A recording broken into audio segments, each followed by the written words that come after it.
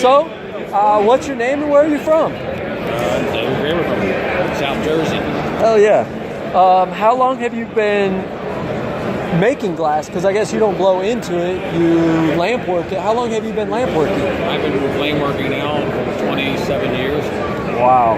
Yeah. Wow. What got you started in the glass lamp working or flame working? Actually, it was by chance. I was actually a foreman at a woodwork. I was a woodworker. Right, I carved woods. Do you miss the smell of wood? Wood? Oh, I love the smell of wood. But now I love the smell of burning wood of the molds, glass molds now.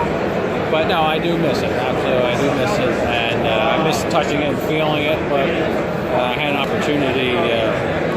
My uncle had a service station, gas station, and he was bartering with Paul Steinberg, who was a glass artist.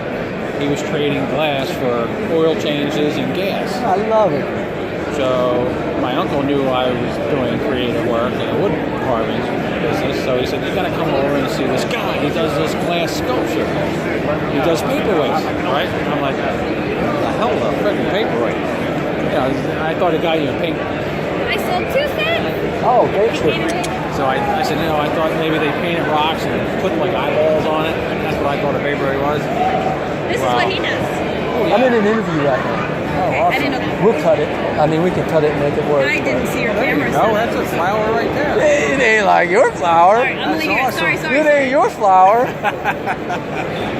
Yours is on the 10th level, man. So at any rate, I said, all right, I'll come over and see what he does. Like, you're young and full of yourself, Right, so I go over there. He ain't got nothing to see that's good. Or I know. It's just, it's a maturity thing. And I let me tell you, I got humble pie that day, boy. I saw his work and, holy Jesus, you're doing this in glass.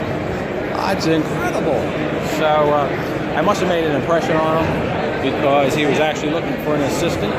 So he called my uncle. He said, listen, give me your nephew's number. So I got a cold call one day. Hey, you remember me? Your uncle took call me. Would you be interested in working for me? And I said, I can see myself doing it. It's something new, something challenging. I was kind of, a little burnt out with the wood carving because there was no creativity. The company would just hand me something and say, here, carve that.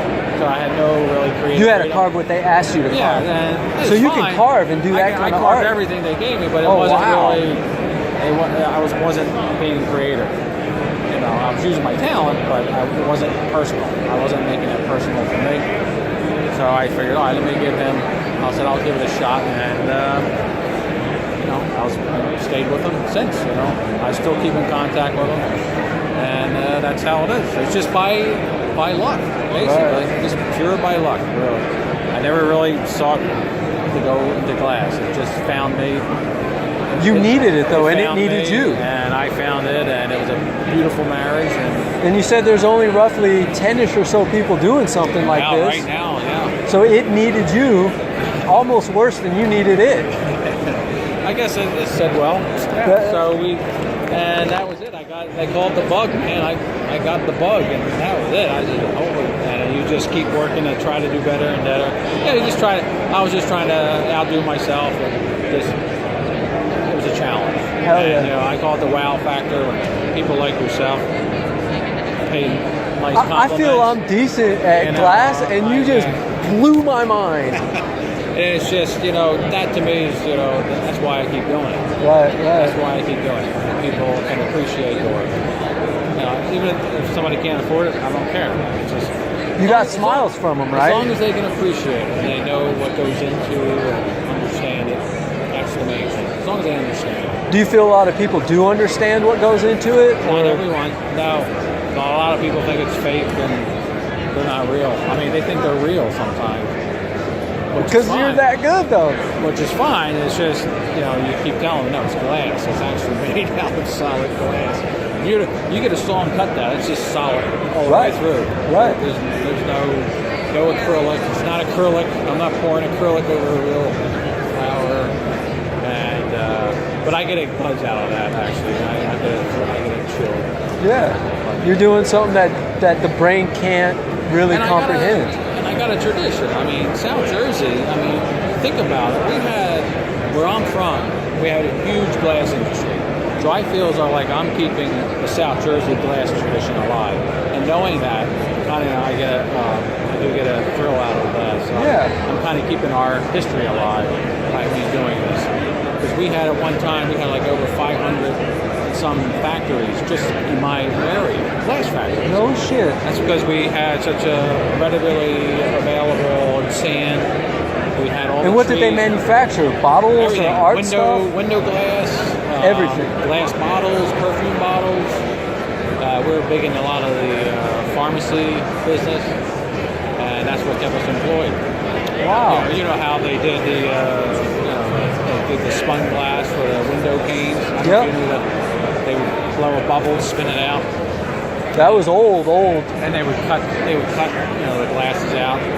And the other technique, they would blow a big tube, cut the tube in half, and then the smiley faces, they have two smiley faces, and they would slump them black. And that's how they used to make the pane glass back then.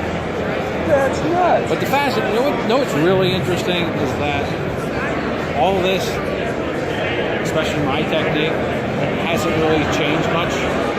Think about it. How long do you think this technique goes back? Your technique? It goes back 3,000 years. No shit. Well, you go back to the Bronze Age, they were just using bronze plate for blowing. What has changed since then? The punning is still the same, it's just you got a more sophisticated punning. Right. But the actual process is the same. My process of them making a paperweight is the same today. And there's core forming is the same. This. Core forming is the same process. That's an ancient technique. Glass blowing is an ancient technique. Nothing has really changed. We have better quality tools. Yeah. We have better technology, but nothing really changed in 3,000 years. That's crazy. We're just trying to, we're trying to advance the art form per se, not really the process. The process is the same. Right. And it hasn't changed much. The stuff, I have a deep respect for Corning Museum. If you've ever been there. No, I've never had the chance. You see what was made 3,000 years ago, and you think, how did they do it with such archaic equipment? It's just mind-boggling. You think this is nothing compared. I never put myself on a pedestal thinking, So you can see some of this stuff 1,000 years ago. It just blows your mind for what they had as far as technology goes. It's just incredible.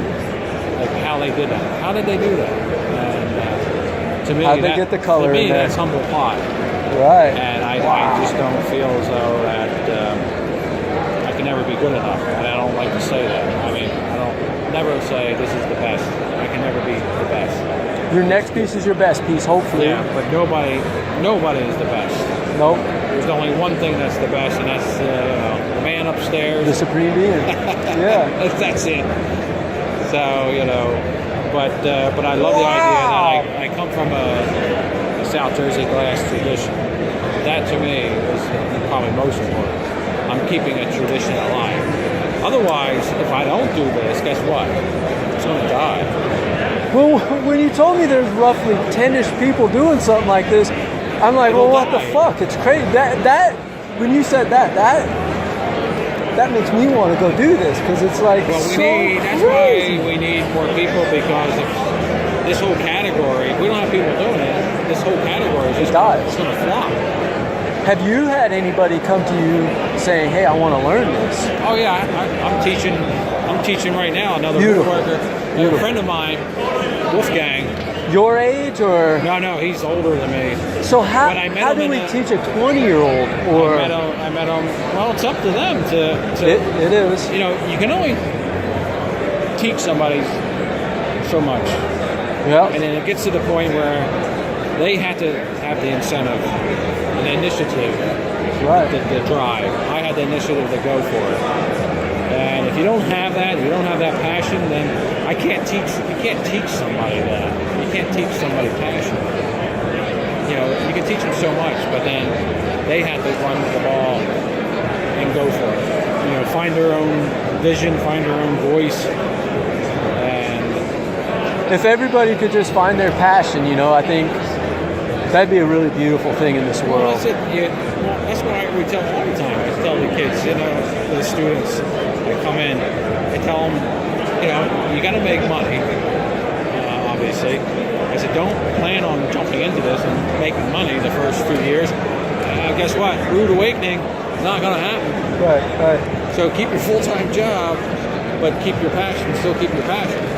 Right. When you come home at work, take that extra 2 hours, do what you do, but don't ever give it up. Well, some people want to go party and this and that, where the passionate people say that's a waste of my time. I had a couple students, I had a couple people helping me, which that's where it was.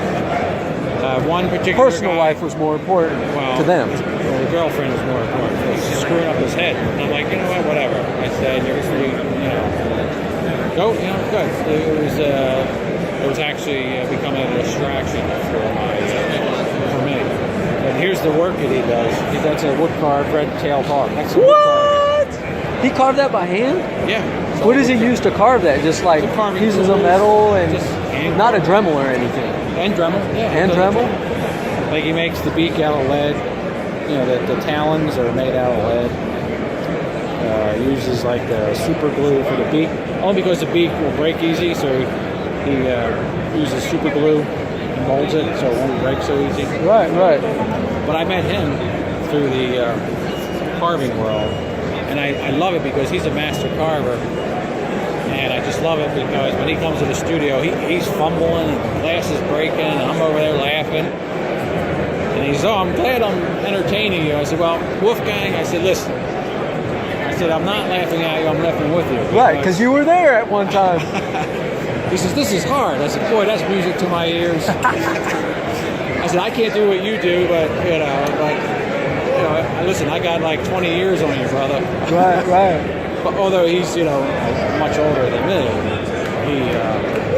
he's a neat guy. He comes from, he actually escaped from West Germany, communist West Germany. No shit. East Germany to West Germany. His father had a boat, and he would sink his boat during the day. Every night he'd bring the boat up, and I was helping everybody escape over to East Germany, and then he almost got caught. So he came home and grabbed the family. He got Wolfgang, he was 10 at that time, 10 years old, and his little sister was still a baby. So they had to get out of Dodge because it probably would have been murdered. God knows what would happen to the family. Right. So they left that night, and during their escape across, they kicked up some ducks, and he said he'll never forget the spotlights come on, looking for him.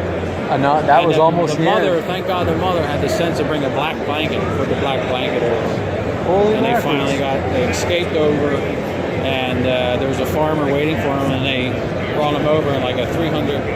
He took them in, and they worked for 3 years. They lived in this 300 square foot little shack in the farmer's yard. And then his craft was he was a yacht builder in woodworking yachts. So then he got a green card to come over to the United States to build yachts. And that's how he became an American citizen. So now he has a dual citizenship. And we've been friends since. He's a pleasure to work with.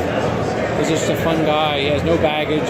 Right. No baggage. You know what I mean? I hate working with somebody that has just baggage. come into play and live life and explore and build. He's just so happy and grateful. And a lot of people don't know what that word means today. They don't know what grateful means. And this is fun to be with. And he's inspiring too. He's an artist at his own right. It's nice to, Well, that bird is out of control that you just showed me. That's nothing. That's nothing about what he does. He's come and placed in World Championship carving. No shit. He's good. Wow. He's good. But he's just, like you and I. He's just a normal guy. A human being, and he's fun to be with, and it's nice to work with somebody that has positive energy. Yeah, I hate being with people that have negative energy, boy. Yeah, they tear you down. We kind of, we had some slippage in like how much stuff we were selling and everything. We had to let some people go, and that was it, man. Like some of the people we let go, I found myself that I was really fighting through their baggage for the last year and 2 years, and we let them go. It sucked. It hurt. But after they're gone, it's cleaned up. The guy that I found out of a park to come work with me and shit, he's still there. He's now part owner of the glass studio. And the energy is so through the roof. It's so happy to come in today because there's no fucking baggage. Yeah. You know, I seen this dude, his dad died of cancer and everything, and this motherfucker powered through it. He came to work every day, and he was struggling, there's no doubt about it. But just to see the human being of what he was, I mean, it's such a pleasure to work with the guy. It sounds like Wolfgang, where... Yeah, he's a I call him a sweetheart, you know, like kind of a nice guy to be with, you know. Yeah. A genuine, you know, he's not fake, he's not... The way a human should be, I thought. Yeah, that's the way it should be, you know, but not all the time. Right. So, you know, you get inspired, you know, you're always searching to grow. That's what it's about, growing. You surround, as you know, as you get older, you start to edit out all the negative people around you, and you just say, listen, I just want to surround myself with positive people. Sorry. Right. No offense, but... Right. When you find your positivity, come join us. Right. Exactly. We're here. Exactly. Everybody deserves a second chance. You're right. Yeah. So I'm just going to ask you the last question. Yeah. Do you believe in aliens? Do I believe in aliens? I believe not in aliens per se, but I believe in there has to be we can't be the only Earth out in that solar system.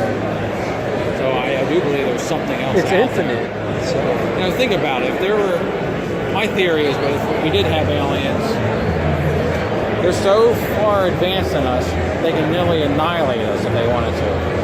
Right. Think about it. There are. I mean, look at their intelligence. Right. We're worse than the dog. They're probably looking at our world thing, laughing at us. They go, look at these archaic human like beings. you're laughing with Wolfgang when he's cracking shit. Yeah. They're laughing with us. Yeah, Hopefully. they're like, look at these idiots down here. God, we can annihilate them anytime if we want to, but let's let them go. Why? But no, it's funny you ask, because that's my daughter works at Area 51 right here in Vegas. No way. Where the aliens are. Right. That's so neat. So think about it. But she does all the drone work, all the drones. Yep. All the research and development is done right here. Yeah. So think about it. You know, people see all this shit flying up in the air. They're naturally going to think it's what you don't know, right? I don't know. It's just a theory. Yeah. But who knows? I ask her all the time. I said, so do we have aliens at Area 51? She goes, Dad, come on. I mean, come on. Everybody says the same thing. You know, every once in a while. She says, no, we don't have no aliens here. I said, you sure? I said, you better start probing a little further. Right. Said, no, get out of here. It's just a big desert dust bowl where I work. That's it. So, but yeah, she works at Area 51, and I'm hoping to get her in here. I mean, they say it's private. I forgot it wasn't for the public. No, just all you got to do is this your daughter there? No, it's a co-worker. Oh, co-worker. Just have her go out with your badge and give them to her, and she'll come right in. Oh, okay. They don't give a fuck. They're not looking at the name. They just want to see the thing hanging on you. Gotcha. Just bring them in. Because nobody's asking you where your badge is at right now. No. So just give it to her or take hers and go get her. I'll give her the script. That'll get her in. Oh, yeah. Get that off, too. Right. So cut it, use a little I told her to bring in all your people you work with. I have to grab her. Actually, I have to collect a few of them. Yeah, or go out there and say, I got a couple people that are helping me with my booth. They just were able to get here today. I got you. Who cares? They don't care, man. You know? I'll find out. Yeah. And they're here to help you. You spent money on your booth. Like, they're here to please you. All right. Did I pass? Yeah, you did a great job, man. Do I get an A?